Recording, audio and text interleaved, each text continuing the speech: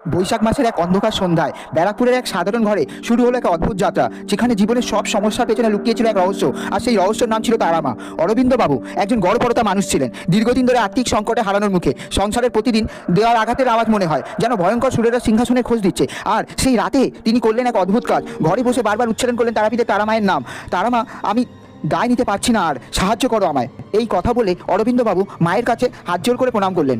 আর এবার যে ঘটনাটি ঘটেছে তা শুনলে গায়ে কাটা দেবে আপনার। ঠিক কী হয়েছিল শুনুন একবার। তারা মায়ের নাম নিয়ে মাত্র 3 দিনের মধ্যেই আর অরবিন্দের জীবনে শুরু হলো নবজীবনের সফর। ব্যাংকের ঋণ মকুব, হঠাৎ প্রেত্যর চাকরিতে উন্নতি, আর ওই রাত থেকেই যেন তারা মার প্রতিটি পদক্ষেপের সাক্ষী তিনি ছিলেন। অরবিন্দবাবু বলেন, আমি জানতাম না ঘরে বসে শুধু সম্মান আর ভক্তি দিয়ে এত বড় স্নেহ পেতে পারবো। তারাপীঠে তারামার তোমার নামে আমার জীবন বদলে গেল। যেখানে ভয়, রহস্য আর ভক্তির মিশেল, সেখানে শুধু ভক্তির নামই হতে পারে জাদু শুরু। ব্যারাকপুরের অরবিন্দবাবুর জীবনের গল্প এখানেই থামে না, বরং সেটাই শুরু। আপনারা বিশ্বাস করতে পারবেন, তারামার নাম উচ্চারণ করলেই বদলে যায় জীবন। বিশ্বাস না হলে একবার